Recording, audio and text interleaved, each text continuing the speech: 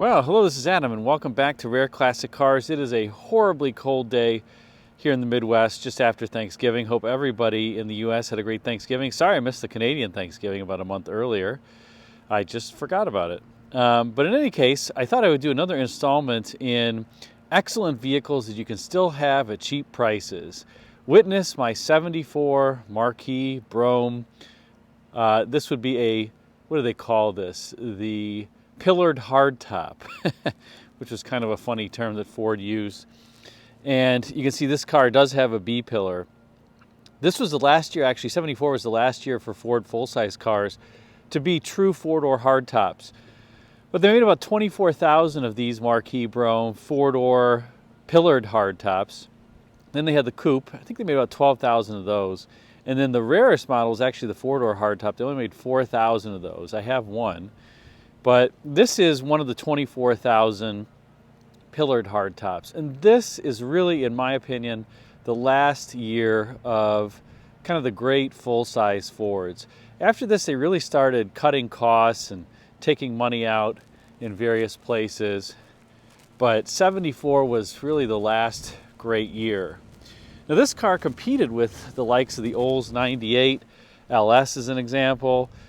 Would have competed with the Chrysler New Yorker, and in my opinion, of all of them, it's really the best.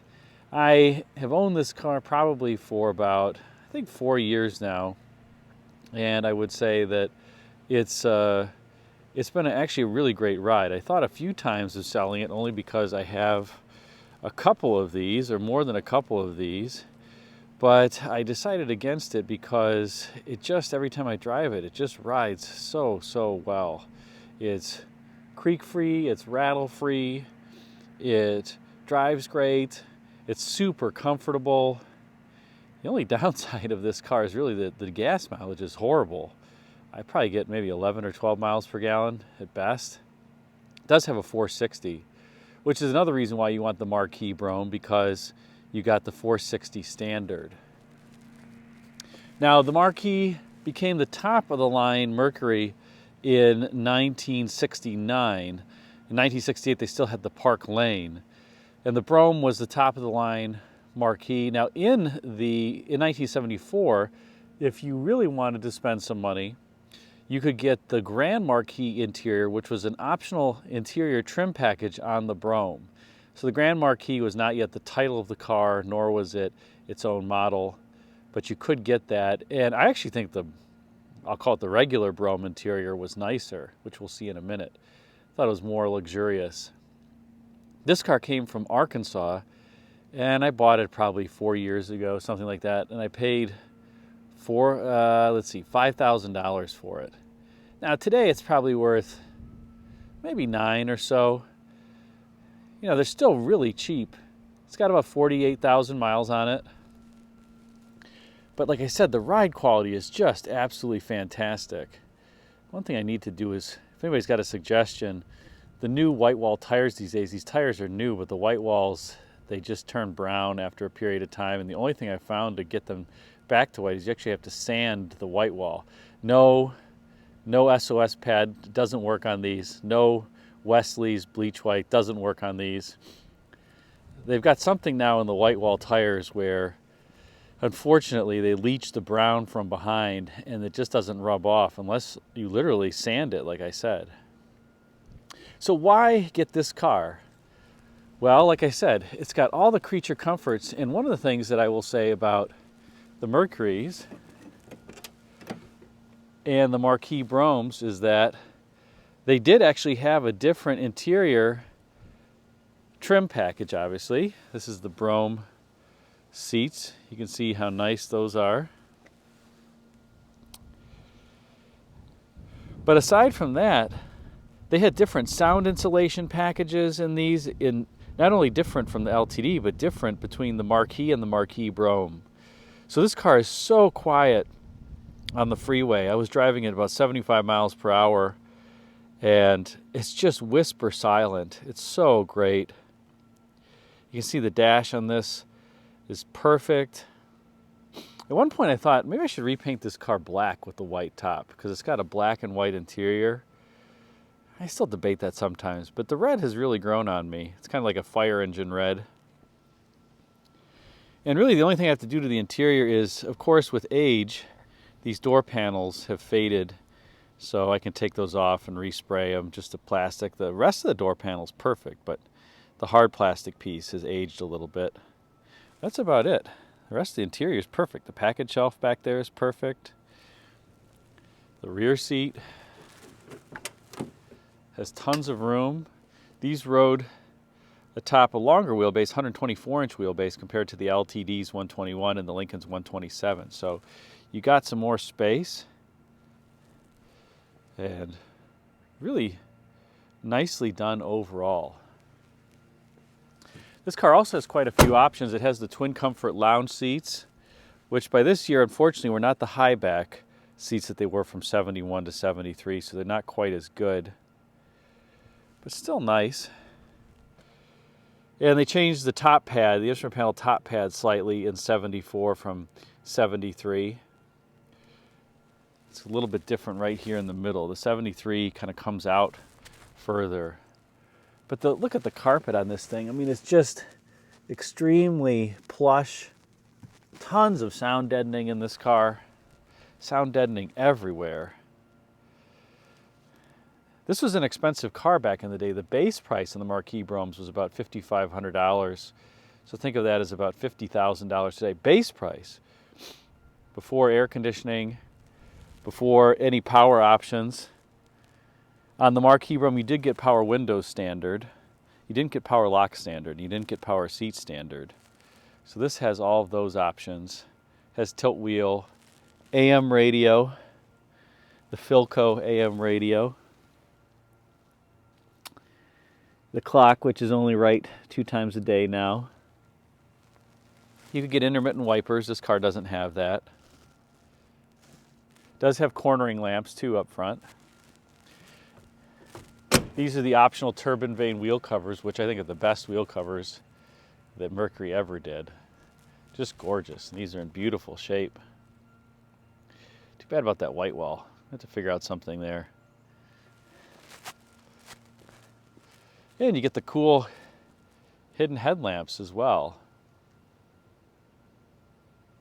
Now, one thing I will tell you, when you buy these or you're looking to buy these, the hidden headlamp actuator motors are often dead. You turn the car off and the headlight doors will pop open. Very, very typical.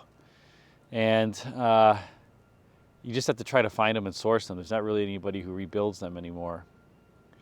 So I think they're the same as what's on a Lincoln Mark V. But like I said, if the headlight doors pop open, it's an easy replacement. It's just hard to find good condition headlamp motors. They rust from the inside out. Moisture gets in the system. And then, like this car was in Arkansas, I had to put new headlamp actuators in it. Didn't rust from the outside, rusted from the inside. This car is totally solid underneath. The only thing I had to do when I got this was there were dirt dauber nests in various places, like in the doors.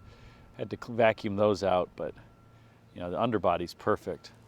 Unfortunately, Mercury went to this plastic grill in 74 too, so it's really rare to find a grill like this that's in perfect condition. But this one is. Last year for this type of a quarter ornament as well, before it would be rotated 90 degrees, and they'd move the wreath around it. I don't know why. It was the Lincoln Mercury division at the time, and they were trying to kind of emulate Lincoln. But just a fantastic car to cruise in. Like I said, they're not worth any money, really. And someday I think, you know, more and more, I like this by the way, center occupant. More and more collectors, especially overseas, are coming to love these.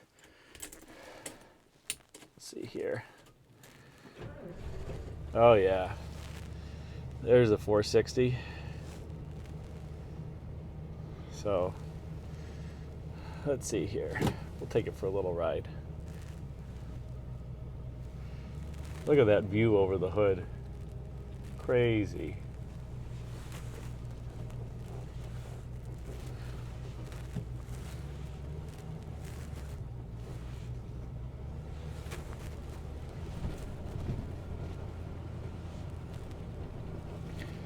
But you just get such great comfort when you drive this thing.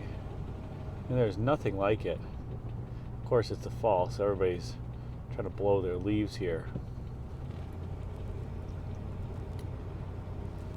There's a better close-up of the Philco radio. Really nice fake wood grain in this, too. I mean, it's really detailed and looks rich.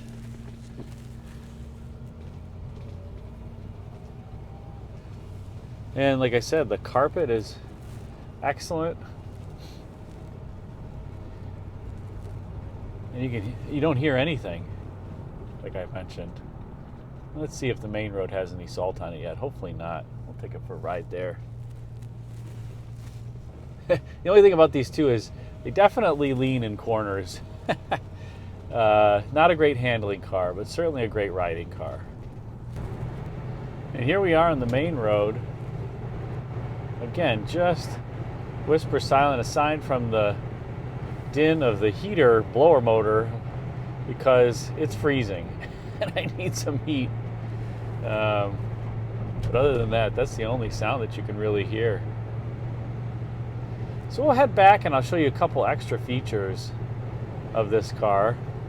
But you really want to get one of these. They, like I said, they're not worth hardly anything. And boy, do they drive so nice.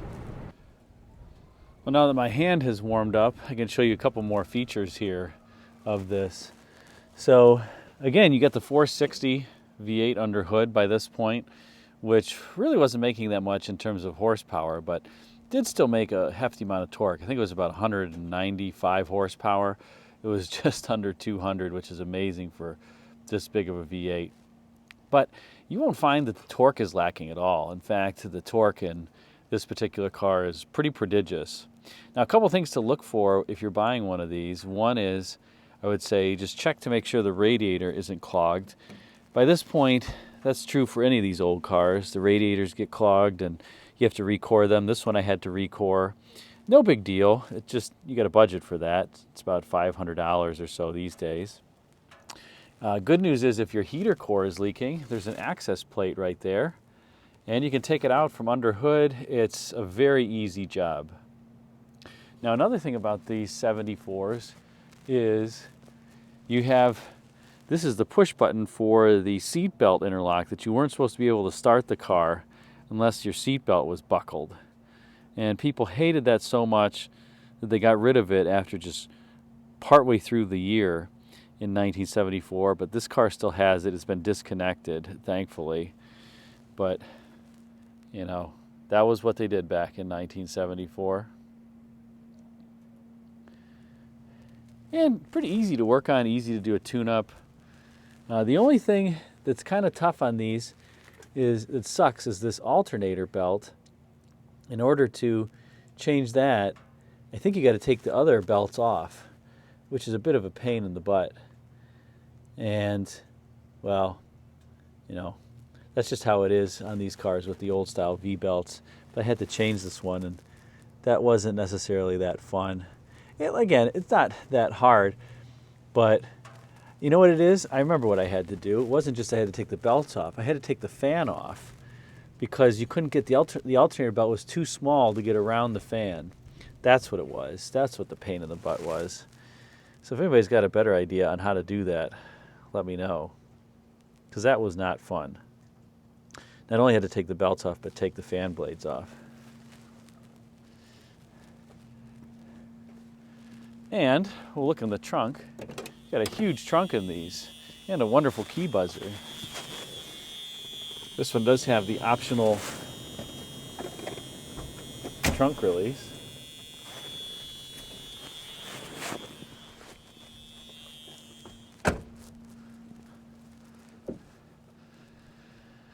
I mean, huge deep well trunk. The fuel tank is sitting vertical on these, so you've got a ton of space all over the place. And again, this one is thankfully a super solid car. You can look underneath, just in great shape. Of course, you have a little bit of surface rust and things, but nothing to be concerned about. especially being from Arkansas.